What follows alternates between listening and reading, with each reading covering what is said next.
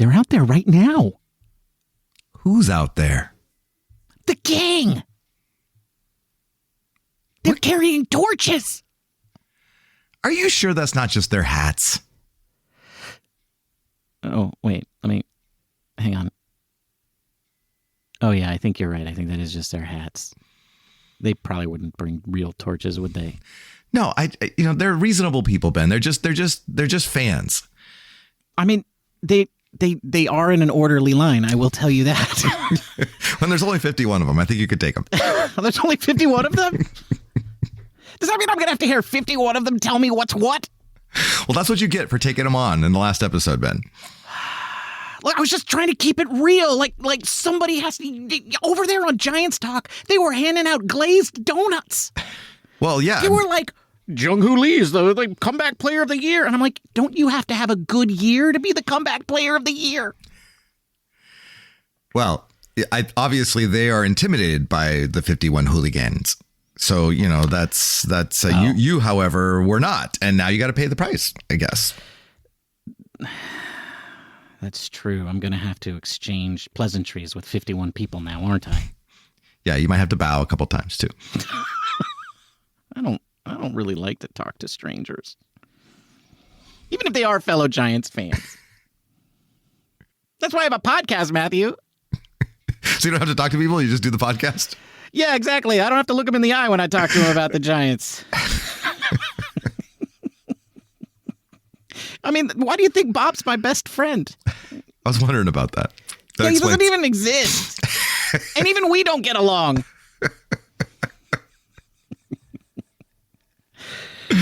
Right, Bob?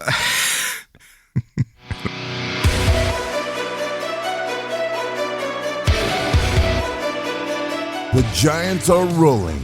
The vibes are flowing. It's time for Giant Cocktails. Here are your hosts, Ben and Matthew Henry.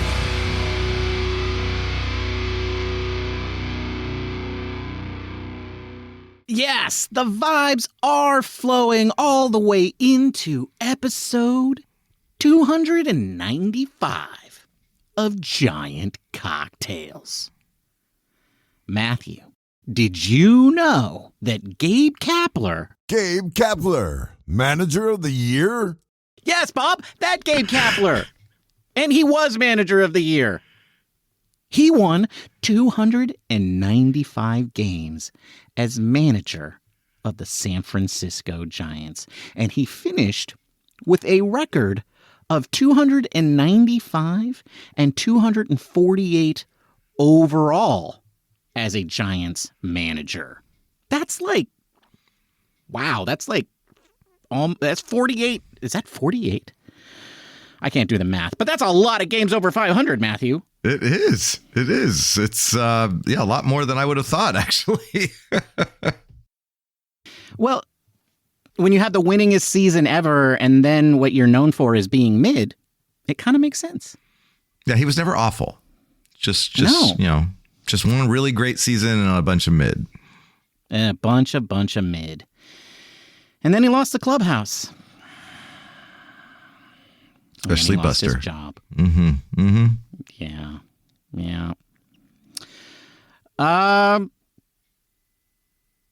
I don't think you want to talk about it anymore about this, do you? No, I really don't. I'm not one. Enough with the banter. Let's talk cocktails. Thank you, Bob. Thanks, Bob. Always knows when to just jump in. Yeah. As we've mentioned, I'm the one that looks up these little episode tidbits, and I apologize for the Gabe Kapler fallback. It just seemed like a good idea at the time to say wow, he won 295 games. I mean, even the worst managers in 3 years, they're going to win 180 games. So, it's not that surprising. And he did have the 105 game season. But yeah, Matthew, this was up there with the Hunter Strickland one. All right. Well, what are you drinking, Ben? Oh, right. That's what we're supposed to be doing right now. That's right. Thanks, Bob. Thanks once again. Oh, yeah. Bob, I'm having a whiskey sour. because I wanted one. It just sounded really good, and it's not special, and it's not interesting. I mean, it is special, and it is interesting because I wanted one, and I made one. But anyway, I'll tell you what's in it if you don't know, and I don't see how that's possibly true, by the end of the episode. At the end of the episode. That's when I will tell you. What are you drinking, Matthew? First, I got to say, whiskey sour is good anytime, man. That's just it's a classic for a reason. So good. Bob, I'm drinking Cherry Almond Gin Sour. And of course, I'll tell you all about it at the end of the episode. You put cherry herring and amaretto in it? Neither. No, we're not. Neither, Oh. actually.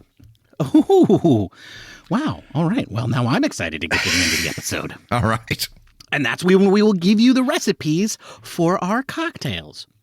Anyway, today is Sunday, May 25th, as we record this podcast. Your San Francisco Giants went 2-1 this weekend against the Washington Nationals to bring their record to 31-22.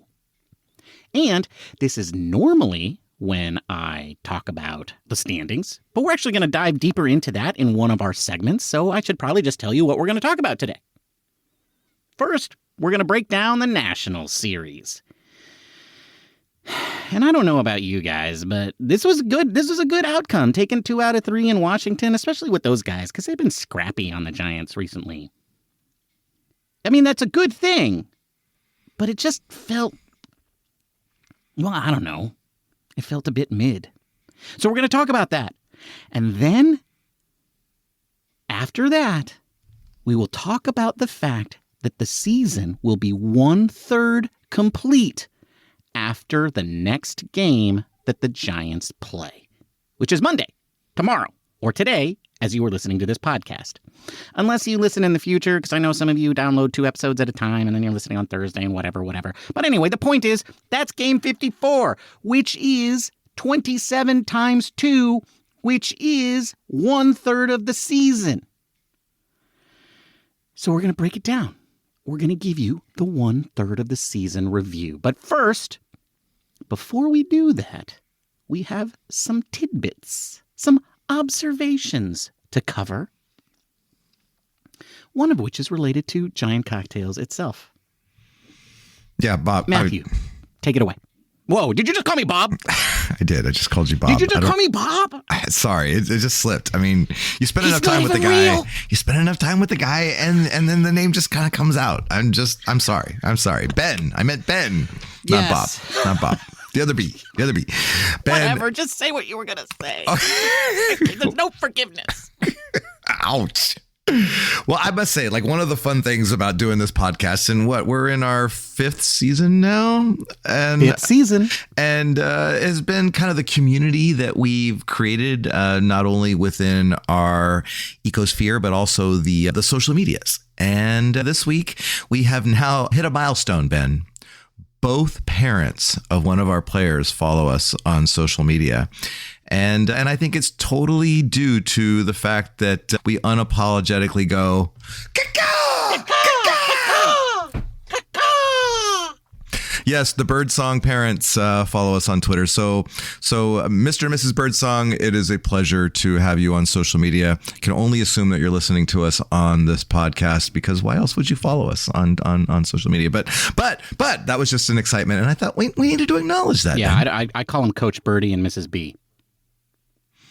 That's very appropriate, Right. very appropriate and respectful. Right. I like it. Yes, because Birdsong's Hayden's dad is an esteemed softball coach. Right. So yeah, Coach Birdie. Right. It Well, is. this is not new, Matthew. This is not new. We've had family members of other players follow us on the social medias. I think that's a thing that's pretty common, right? Like, if you were doing anything like posting about the Giants, then a lot of these people are gonna follow you. So, you know, I'm saying that perhaps The new part is that both parents of one player. Like, I don't think that's happened. Okay. Well, here's the real question, though, because, like, you know, social media, whatever, that's just where we, like, occasionally post things to let people know that the show exists and whatever. Do you think they actually listen to the show, though? That's the question. I do. I think Coach Birdie was like, hey, honey, you got to listen to these guys. They're nuts. And it's pretty funny to hear them say caca every time they talk about our son. So I think that's probably how it happened. You're saying that Coach Birdie talks that way? Honey and I'm paraphrasing. I hope so.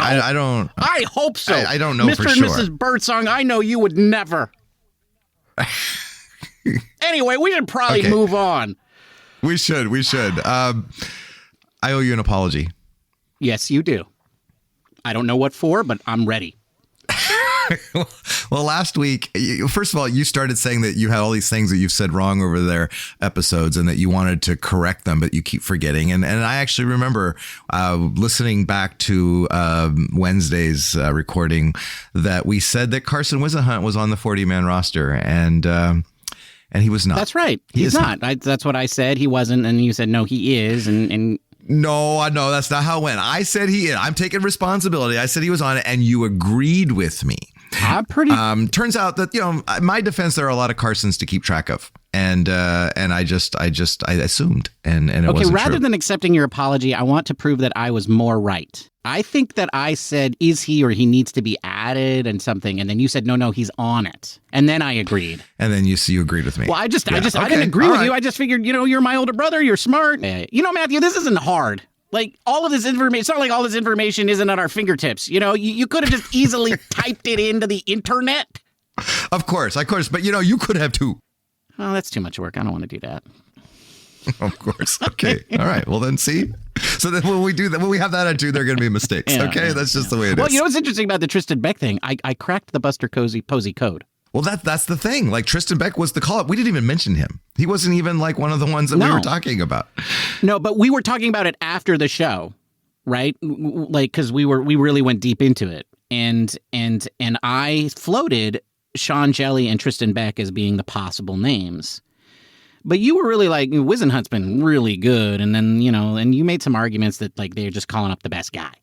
And I was like, oh. That's what I thought. That was my Buster code, was that they're going to call up the guy that deserved it the most. Yeah. I see where you're going with it. I mean, that's why Kyle Harrison was called up, for sure. But here's the thing. Kyle Harrison was already on the 40-man roster. So here's how it works, Matthew. Here's how it works in Buster Posey's world. Okay. Tell me. When you are getting called up, these are the rules. First of all, you must satisfy all three of the following criteria. You must be healthy, obviously. And I only bring that up because not every guy in the minors who's hurt gets put on the IL. Like, one of the Carsons has been pitching well, but he hasn't pitched in 11 days. So that tells me something's wrong there. Okay, so then that's a sign that particular Carson not getting called up.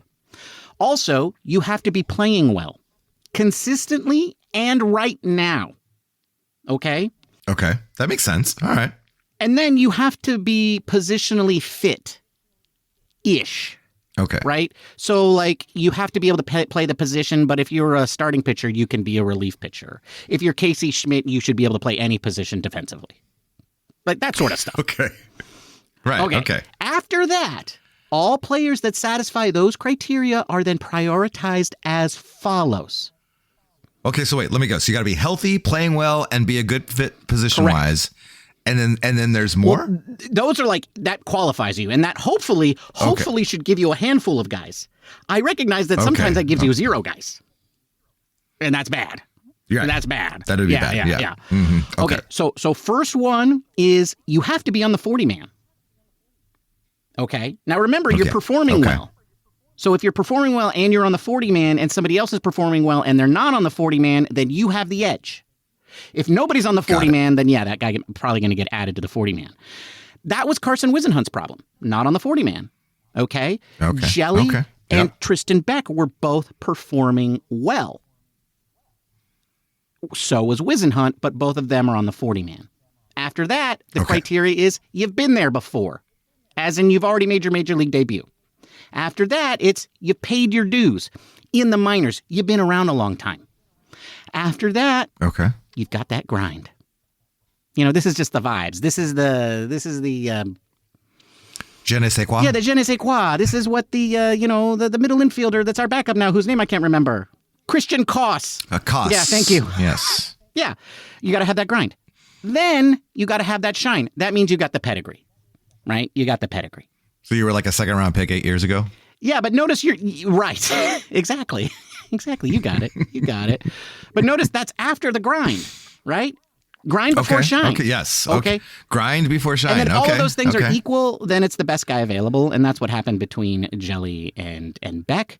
Like, if you just look at their most recent performances in the minors, Beck had been the better guy. Okay. Yeah, so there you go. So that's easy. So now whenever we have an opening that needs to be filled, we just go to the Ben checklist here, and that should steer us. Well, I'm looking forward to testing that. I'm looking forward to testing that in the future. I think that'll be interesting. Okay, good. And just a refresher, that means you're on the 40-man, you've been there before, you've paid your dues, you've got that grind, you've got that shine, and you're the best available. All right, it's time to move on to the National Series. It happened. Boy, that was I mean, we just smoked them. It was like, we just rolled through town, Dominated man. It was like, them. just, when we left, I'm sure if we listened to like Locked On Nationals, that they'd be all like, wow, those Giants were amazing. I can't, it was no wonder we lost 2 out of 3. They rolled right over us. We couldn't stop they were them. Dominating. They would say that if they're just talking about the San Francisco Giants bullpen, Matthew. Yes. That is what they would say. I would say pitching staff in general, maybe. I think, Yeah, I mean, they did get to Kyle Harrison a little bit when he was throwing too many breaking balls. Yeah, it was in the first inning, and then he settled down. Well, yeah, I mean, he settled down by just throwing the fastball. He's like, I don't know what I'm doing. Why am I throwing the breaking ball here? Eat this.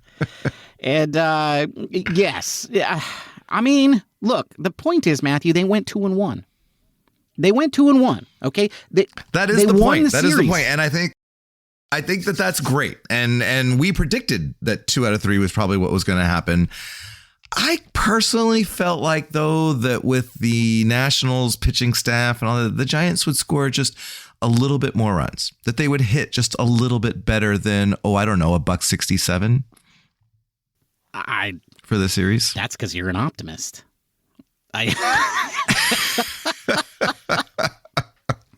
Fair. I misspoke. They hit 179. I don't want to sell them short.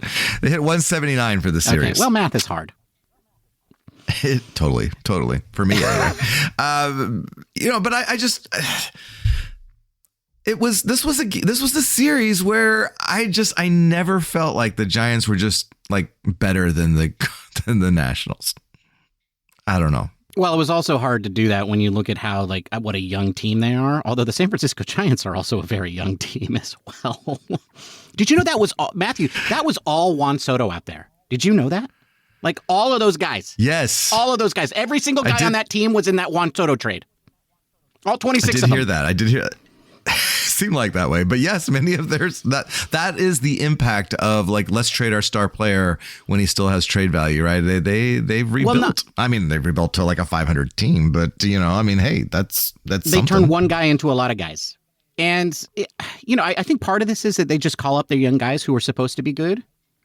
Right? They don't have this like, he's got to play a whole season on every step of the way, and we're only going to call him up when he's 27, like somebody like... I mean, there's no Buster Posey criteria yeah, on the no Randy Wynn, Buster Posey. Like, no, you can't call them up until they're 27 and they're minor league. Paid their dues, got that grind, got that shine. There's none of that. Right, yeah, none of that. They're like, no, this kid was a high-ranking prospect. We traded Juan Soto for him. He's playing.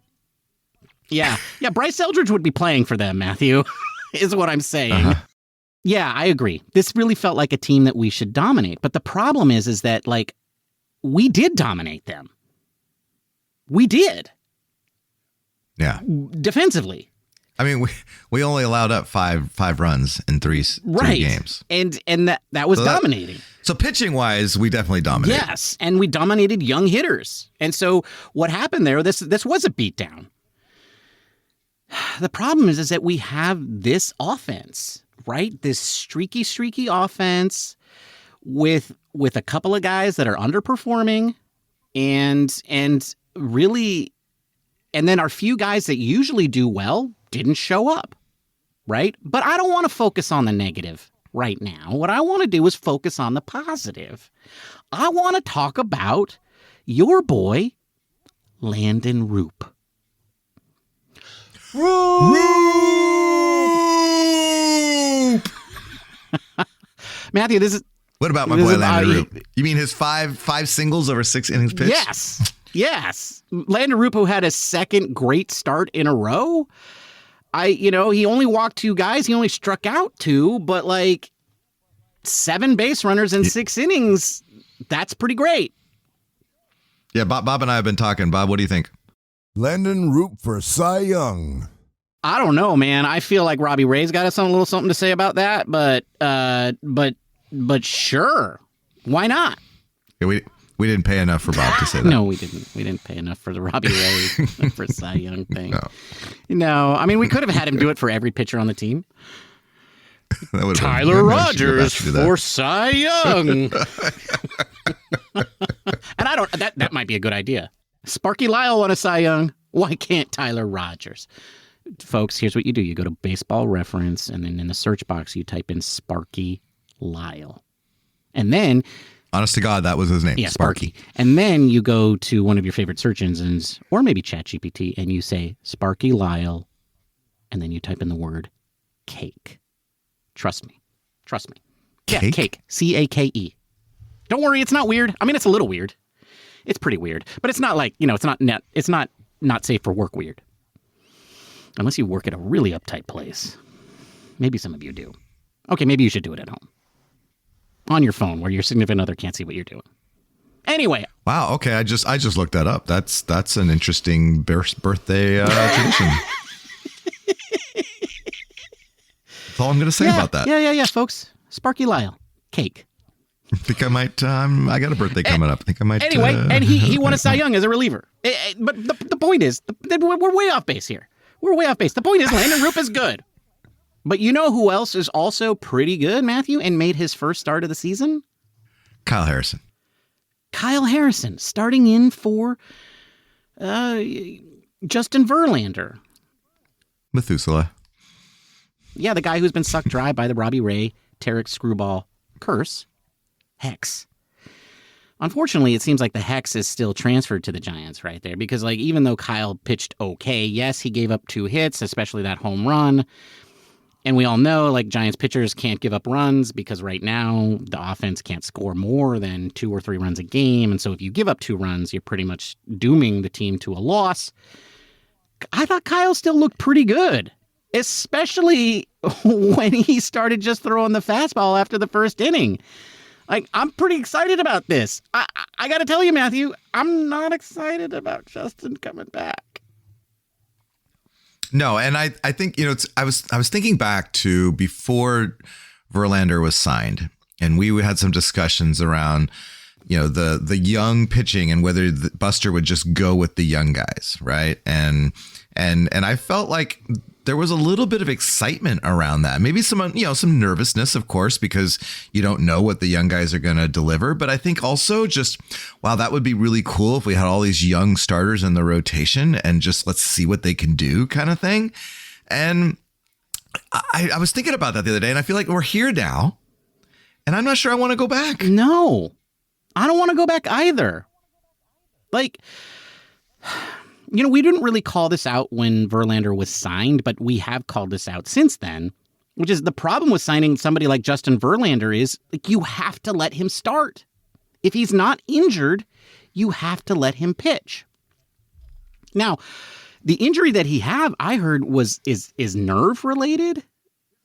Yeah, I heard that too. I was expecting a muscular thing, but nerves, and that's what kept him out of his neck nerve, right? I mean, there was a nerve thing last year, right? Yeah, that was all the song and dance we got when they signed him. I was like, oh, I'm healed. And now here we are saying it's a nerve thing. And then they're like, oh, so was the neck thing. And nobody's saying that they aren't related, but nobody's saying that they are related. They're just kind of letting that sit out there. And I'm just going to go out on a limb, Matthew, and say these are the same thing, which I'm okay with because maybe the guy shouldn't be pitching because he's got a nerve problem. However they want to chalk it up. As long as, honestly, that's where I'm at. However you guys want to chalk it up, but I think we should let the ghost of Farhan Zaidi have its moment with these young pitchers. Let them pitch. Let these kids cook. I mean, I don't know why we got to get the old man with the vibes out here. Look, if you want to have a special coach for Hayden Birdsong, I'm all for that. But just find a way to get him onto the 60-day and let's just move on. Can we do that? Can we do that? I think we could. There's no rule that says we can't. It would be nice to just be like, poor Verlander has a nerve problem and the Giants now have to move on. I think that would be a good way to kind of move on, right? You're not disrespecting him. You're just saying, hey, we got to move on now. Yeah. I mean, I know that says a lot about his career and how it's going to end and what he's may or may not accomplish. But why is that the Giants' problem? Why is that Kyle Harrison's problem? Why is that Hayden Birdsong's problem? It's not. It's not. It shouldn't be. Anyway, let's talk about another old man whose fortunes have gone the other direction. Robbie Ray Wende. That's right. And we won't think about the fact that he got there because he turned to dark magic. No, it doesn't matter.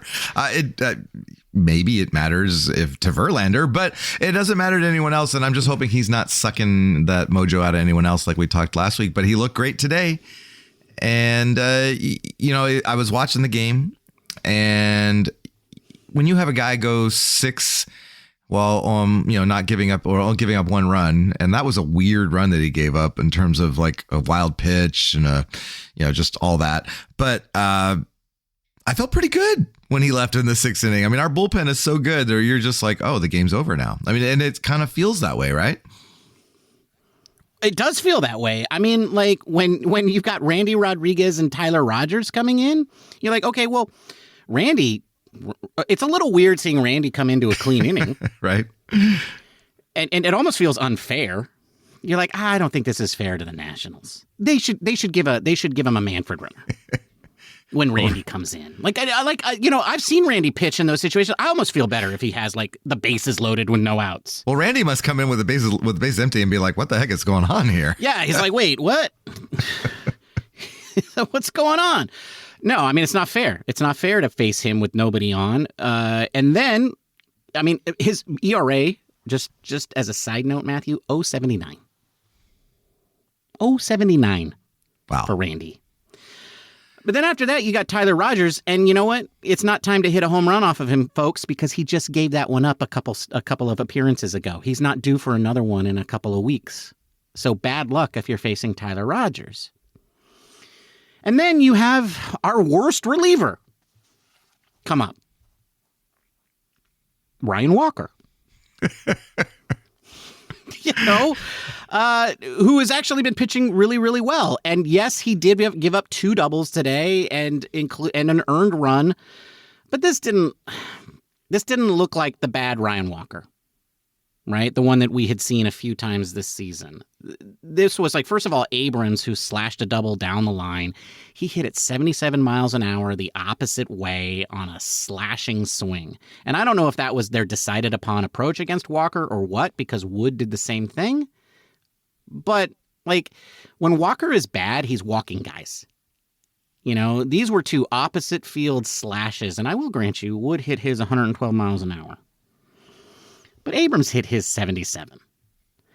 So, good for them. They got the wood on the ball, and the ball landed. They got a run, whatever. But the fact of the matter is Ryan Walker got the job done, and that was it. Say goodbye to the Nationals. Yeah. I think my only tidbit my only quibble, I guess I should say, is just the offense just continues to just sputter. And overall, the Giants got out hit in the series, 15 hits to 18 hits. Well, that's true. Everybody except Jung. Who? Lee. Yeah. Yeah. The guy that I called out, the Emperor who was wearing no clothes. That guy. He put on some clothes. The guy who was not hitting and it was getting worse. Yeah.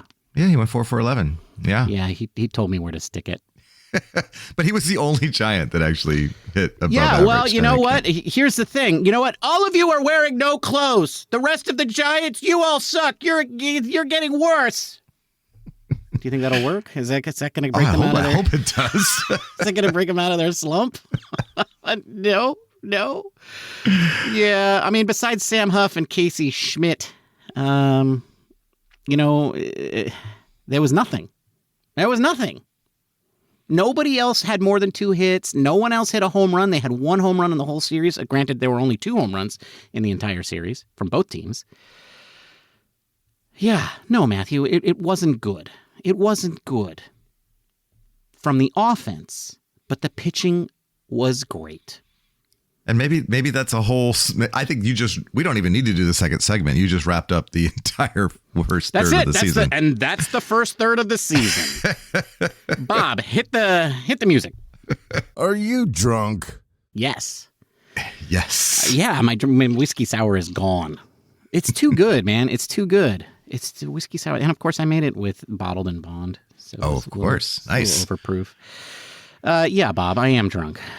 Well, I think we have tended to nitpick and be a little bit critical of the shortcomings of the Giants, but there's no denying that their record is much better than we would have thought, and obviously good enough to be right in the thick of the middle of the playoff race.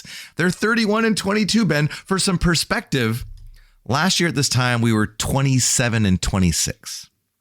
That's actually better than I would have thought, Matthew. That's 3 games over homeostasis. Yeah, then we degenerated pretty quickly after that. Yeah, we degenerated pretty quickly. Yeah, because I don't think we coined the term homeostasis until after the first third of the season. Yeah, as I said at the beginning of the show, in the standings, and I think that's the most important thing, right, is the standings. Yes, absolutely. Like that's the thing that we all want at the end of the season is for the Giants to be in a playoff spot. I mean, if the Giants make the playoffs with 82 wins, which they won't, but if they did, 10 years from now, nobody's remembering what their record is. They just remember they were, everybody will say they made the playoffs, and they will count that as like, did they make the playoffs or not? And yeah, so it's really all about where they are in the standings. And as infuriating as this team can be sometimes on offense, and as I think frustrated as we have been with the starting pitching and some of the decisions there on the roster and who's in what role, there is no arguing with the fact that the Giants are 31-22, 1 game out of first place in the National League West, behind the vaunted best team to ever strap them on, the team that is the strongest team in baseball. Go look at every baseball power rankings out there. You're going to see the Dodgers either in number 1 or number 2 spot, which I'm sure pisses off the Detroit Tiger fans way more than it pisses us off. Here are the Giants, 1 game behind them in the standings after a third of the season. Like, if you had told us that was how things would be at this point in the season, I think all of us would have taken that. Absolutely. And not only that, in the wild card standings, they're a game behind the New York Mets, who are tied with the Dodgers for the best record not tied with the Dodgers with the best record in baseball, because they are behind the Philadelphia Phillies. But that's my point, is the Dodgers aren't even the best team in the National League, right? They're behind the Phillies, and they're tied with the Cubs and with the Mets. But right behind those 3 teams are the Giants. And the Giants are a game ahead of the San Diego Padres. Unfortunately, they're also a game ahead of the St. Louis Cardinals, who are on the outside looking in. So it is going to be, unfortunately, a tight fight for that last wild card spot. But the point is, the Giants are in it. And they're in it in the National League West. Like, there's no reason the Giants couldn't win the West, right? The only reason everybody says the Giants can't win the West is because everybody's waiting for the Dodgers to go on this magical run. Like, I don't know where the Dodgers are going to get that pitching from. Like, well, I think before the season, Ohtani? Yeah, but there's no guarantee on some guy coming off of Tommy John that he's going to be great. I doubt you know what? I'm just going to say it, Matthew. Shohei Ohtani's never going to pitch again. Oh, from your mouth to God's ears. I don't think it works that way. But okay. All right. What I think is interesting is the Dodgers were projected to, I heard 120 wins. I heard some people say 120 wins. Right. And that would be like, they'd have to have 40 wins right now in order to be on that. They have 32, right? So they're off pace. They're a little off pace. Yes. And the Giants are only one game back, a third of the way through the season, a third of the way. This isn't early anymore. And so to consider the Dodgers as the presumed favorites at this point is just ridiculous, because right now they're hanging on. They're 4-6 in their last 10 games. They've lost 2 in a row. The Giants in the National League West are the hottest team at 6-4 over the last 10 games. I don't think, Matthew, you can take the last 10 games and then project that to the rest of the season. Well, no, but I'm just saying that the Dodgers aren't unbeatable. They're not infallible. I agree with that. And it's just, they're 4-6 their last 10 games. They are beatable. And there are a lot of teams right now that are beating them. And so I just feel like, we've been conditioned to just be like, oh, the Dodgers are going to win the West. And a third of the way through the season, I'm saying that no. There's a possibility they don't. And we've seen this before in 2021. Now, granted, it was a lot more wins involved with that, but the Dodgers are not as good as what people are thinking. And I think the Giants have the possibility of being better than even what they've been so far. So I think that there is a possibility the Giants could overtake the Dodgers going on out, here on out. Well, I agree there's a possibility. So it's going to happen, Ben. It's going to happen. I will say this. No, don't say this. Just agree with me. Come on. Just be like, yeah, you're right, Matthew. Let's move on. Why are you giving me that look? Because does your head hurt? You're like rubbing it. Yeah, it's It's so hard for you to just believe, Ben, isn't it? It's just so hard for you. Hope is a dangerous drug, Matthew. Step away. Yes, Bob, exactly. Thank you, Bob.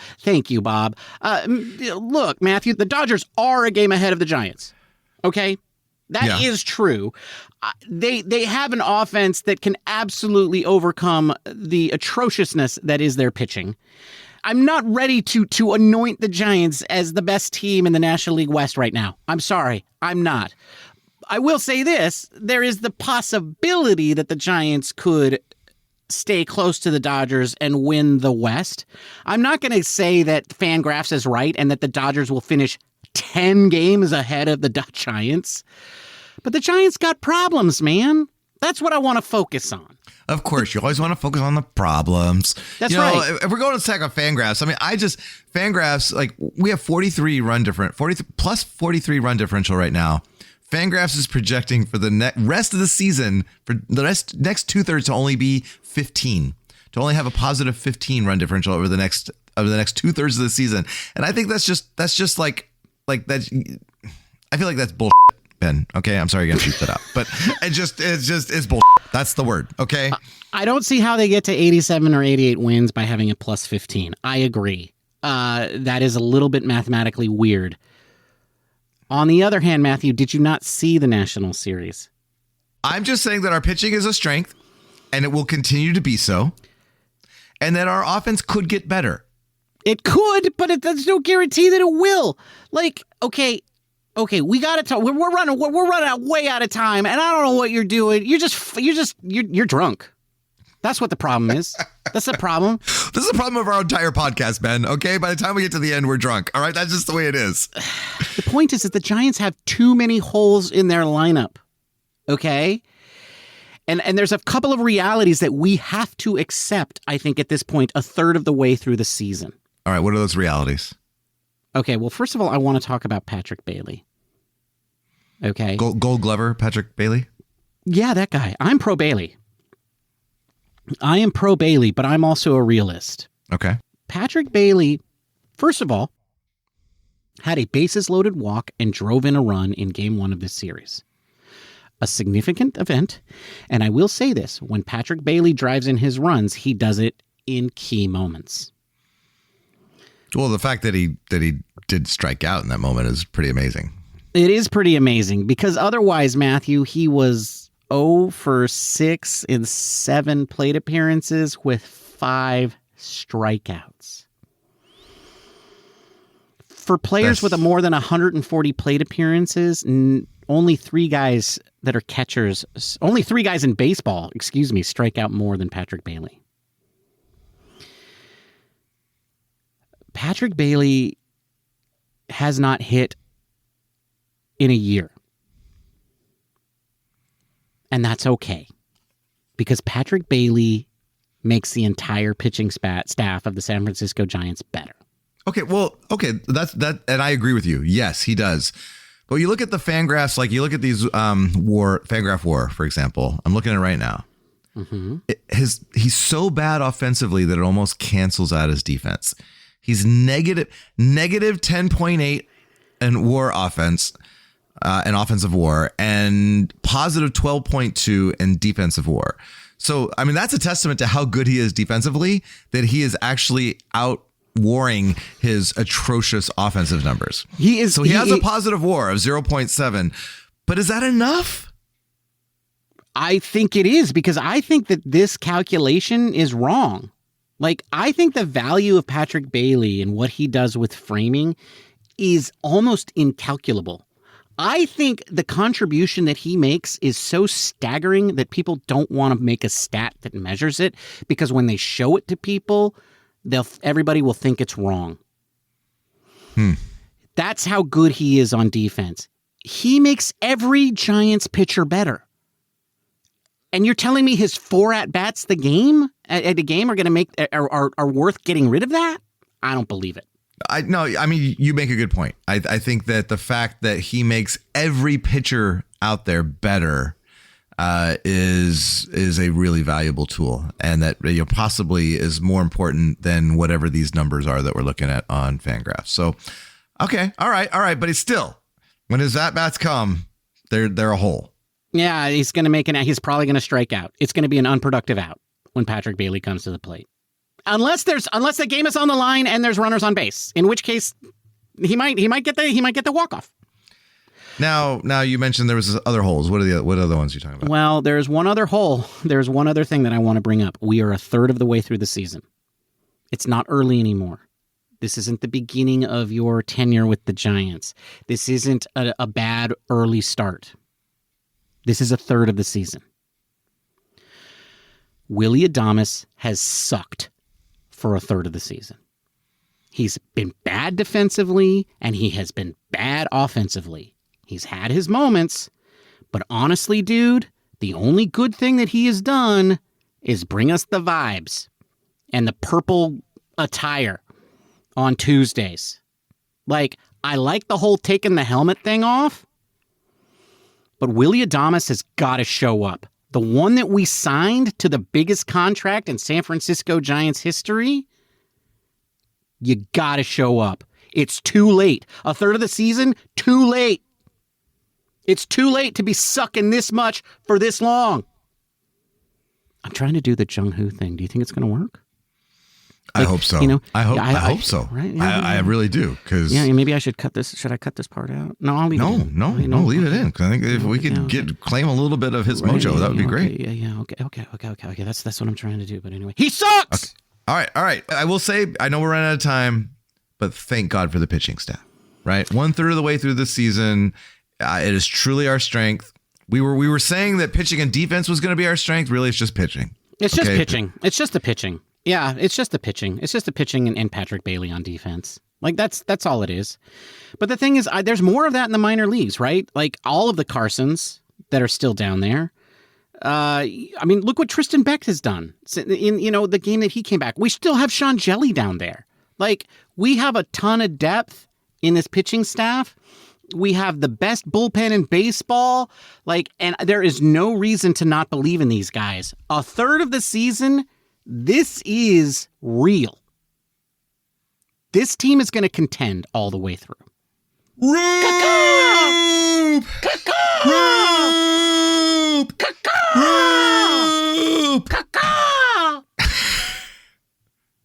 And Camilo. I need a drink. Matthew, it's time for us to talk about what's coming next. And that is the Detroit Tigers. We're going to Detroit, dude. We're going to Detroit to play the best team in baseball. They just dropped 3 out of 4 against the Guardians. The only thing that saved them was Tarek Screwball, the Hex Master, the one that taught Robbie Ray the changeup hex that sucked all the mojo out of Verlander. And here's the good news. Screwball, he pitched on Sunday. So he's not going to pitch in this series. Here's the bad part, though. They are kind of like the equal to the Giants in the American League. Great pitching, no hitting. Oh, well, that'll be interesting then. It will be. I predict 3 runs in this series. Bet the under. Bet the under, folks. Bet the under. Yeah. There's going to be 3 runs exactly. It's going to be a 1-0, 1-0, and a 1-0. And Manfred runners are going to score 3 of those runs. Probably not in the 10th inning. Isn't it time for the booze, boys? Ah, yes, Bob, do it. What are you drinking, Ben? Bob, I'm drinking a whiskey sour. How do you make a whiskey sour? Well, you take 2 ounces of rye whiskey or 2 ounces of bourbon. I'm using bottled and bond rye, Rittenhouse to be specific. You then take an ounce of simple syrup and an ounce of lemon juice. I use 3/4 of an ounce because that's how I roll. You take all of those ingredients, you put them into a shaker with ice, you shake it until it's well chilled, and then you strain that into a rocks glass with fresh ice, and then you garnish it with at least 17 cherries because you deserve it. And that's how you make a whiskey sour. And that's what I'm drinking, Bob. That's a tasty cocktail. It's wonderful, Bob. You can never go wrong with a whiskey sour. What are you drinking, Matthew? Bob, I'm drinking a Cherry Almond Gin Sour. It's an original that I made up. It's got 2 ounces of gin, London Dry, or a botanical. Either goes good here. A 1/2 ounce of Orgeat. You know what? Screw that. 3/4 of an ounce of Orgeat syrup. Ah, there you go. A 1/2 ounce of lemon juice, and 2 dashes of cherry bitters, and an egg white. And you're going to put, first of all, you're going to put all those into a cocktail shaker without ice. Do a dry shake where you're going to shake it for a good 10 seconds, really hard. Then you're going to add ice and shake it again for a good 10 to 12 seconds. And you're going to strain that into a chilled coupe glass. And you get a nice foamy head on that. And it is a delightful, sweet, nutty cocktail, Cherry Almond Gin Sour. Wow, that's very nice. You used the Orgeat for the almond flavor and the cherry bitters for the cherry flavor. Wow, nice. Thank you. I like it. That's a tasty cocktail. I know, Bob. I just talked about it. Yeah. Thanks, Bob. Thanks for getting my back. I agreed. I don't know.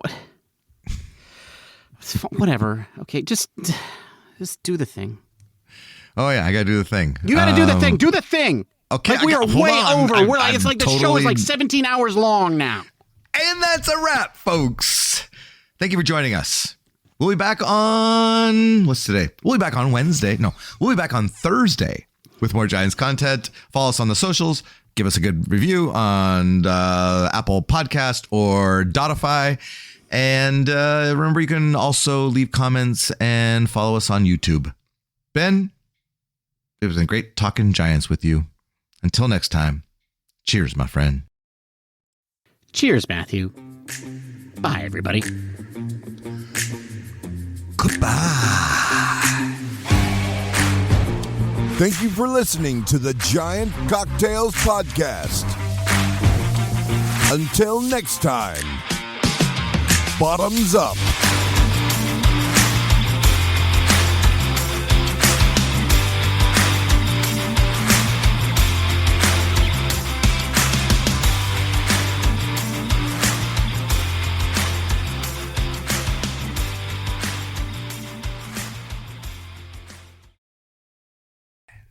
So apparently on Giants Talk, when you hear the shaking in the background, I thought it was like Cole making a protein shake. Like I thought it was just him like shaking his protein because you know how yoked he is. And then I thought, well, maybe they're making cocktails. Maybe that's just what they're doing. Oh, you thought they were making cocktails because they listen to Giant Cocktails before they record. Yes, maybe they were like making our cocktails from the week before or something. But then I started realizing it was just their dog shaking his Yeah, that's collar. exactly right. It was the dog shaking the collar. And they both have dogs, so they're both like Do doing they their thing. both have dogs? I'm pretty sure they do. Okay. Or is it just Cole? No, it's definitely Pavlovich, because he admitted it on the last one. Oh, that's right. That's right. And I got to tell you, the last one, I'm sitting there driving along. I'm listening to it in the car, and that dog barked. It scared the crap out of me. Like I almost ran off the road. It scared me so bad. Like I was not expecting a dog barking. Like it was a little high pitched. Actually, it was you gave it too much credit. This was more of a yip yip yip yip yip yip.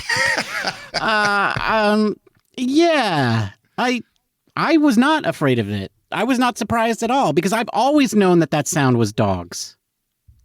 I've always known that sound was dogs. Apparently, they said you have a dog. That's true. I have a dog who did the same trick. Here's what they may not know: the dogs know their collars make that sound. Okay, okay, and so when they do that, if they're doing it a lot, and I'm talking to you, Alex, because your dog does it a lot. They know what they're doing. Okay, my dog used to do that because I'd fall asleep on my couch. Yes, after recording Giant Cocktails, listeners, yes. And he would shake his collar to wake me up so that he could get a treat or go outside or eat some peanut butter or go outside or eat a treat or go outside, whatever. The only things dogs care about. We are way over time, and I'm probably going to have to really edit this one down. I don't know. You got really bonus drunk. Bonus coverage, Ben. Oh, bonus coverage. It's a third of the scenes an episode. It's a long episode. That's just what it's going to be, a long episode. This is like old Giant Cocktails. It's just long. That's all it is. Just long. It's just long. Tell 'em Bob sent you.